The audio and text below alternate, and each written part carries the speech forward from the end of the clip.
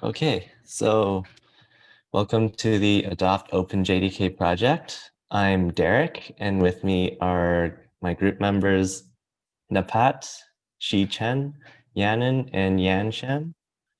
We also have our project mentors, Shelley, Lan, and Sophia.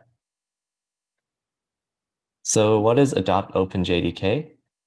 Adopt OpenJDK is a community-driven provider of open source OpenJDK binaries using an open infrastructure of build and test scripts for producing reliable OpenJDK binaries with several choices of JVMs, such as Hotspot and OpenJ9. Adopt OpenJDK is available on GitHub, Docker, the official website, adoptopenjdk.net, and is supported on various platforms, including Windows, Mac, Linux, and many others. On the left, we have download statistics taken yesterday from the Adopt OpenJDK website.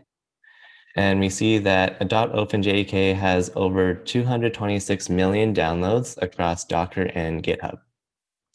On the right, we also see that Adopt OpenJDK is the second most popular Java 8 vendor, according to a New Relic blog post from March 13th, 2020, so just last year. Adopt OpenJDK also has several sponsors, some of which are big name companies like Amazon, Microsoft, and IBM.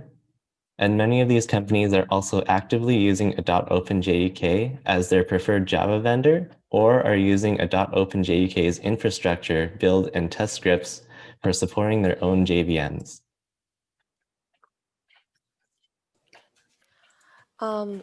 Adopt OpenJDK Quality Assurance, also known as AQUAT, is a suite of open tests designed to ensure functional correctness, performance, and efficiency for each Adopt OpenJDK releases. The quality assurance means that make quality certain to happen.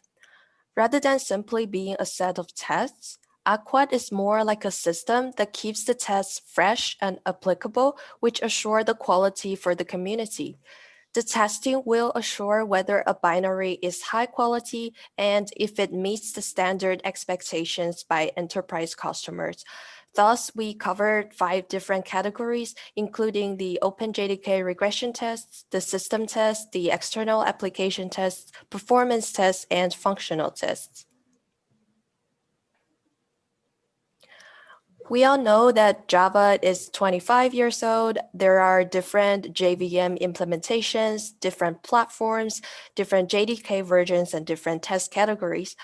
As a result, we have roughly 87 million tests for each release, and this number will increase with new version of Java. For each night, we also have the nightly builds to check everything runs smoothly, and this would produce 20 gigs test outputs. And this does not include the pull request builds, the promotion builds, the personal builds, and Docker image testing. So you can see that if we were able to increase the testing efficiency, this could lead to substantial performance boost and economical save on resources. So there are 2 main goals for this project. First, we'd like to improve the test efficiency. We want to specify the test scope according to the new changes of the code. And many unnecessary testing time will be reduced, and it will also reduce the resources required for the test, and also retain the full test coverage. And the second goal is to improve the testing ease. It will not only provide a simpler way to run the test, but will also recognize the new changes in the code and provide suggestions for the test target so that the test can be simpler. Next slide. Okay. The first activity in the code sprint is getting familiar with the continuous integration framework Jenkins. By combining different parameters, we run different tests and see different results, which are in the grinders. And we have 3 tasks for the code sprint. The first one is changing the default parameter for Java SDK in test to 90. Because for now, the test can be triggered by pull request build. And the currently most used SDK is 90, and the current default SDK is releases. So we just change the default SDK to 90. And the second task is also related to auto-triggered test for PR. Before the change, any status change of the PR will trigger the test. And after the change, the test build will only be triggered when PR is ready for review. So it reduces many redundant tests and cut much testing times.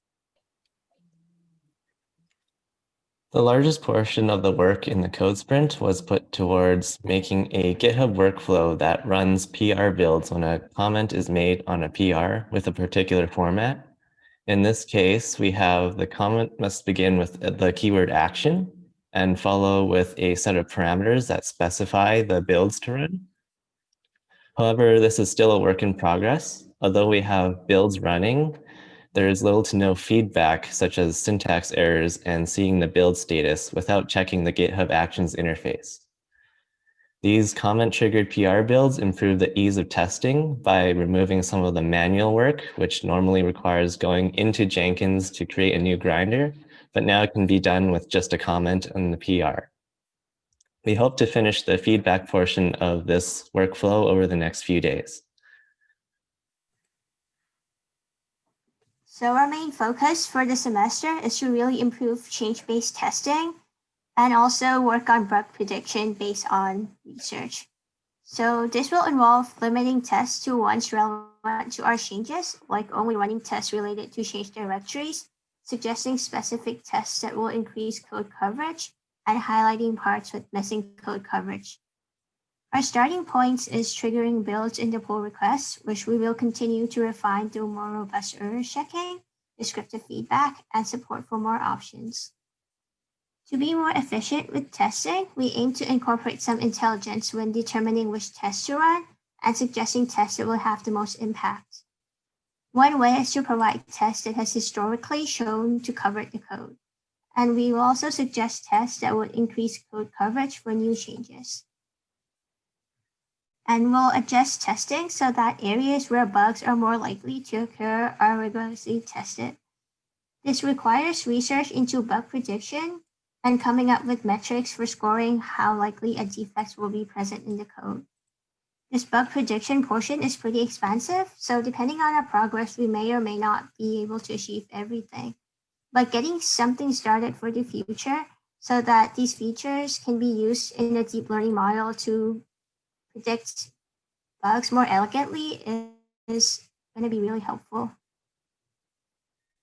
And we're done. Yeah, that concludes our presentation. Are there any questions?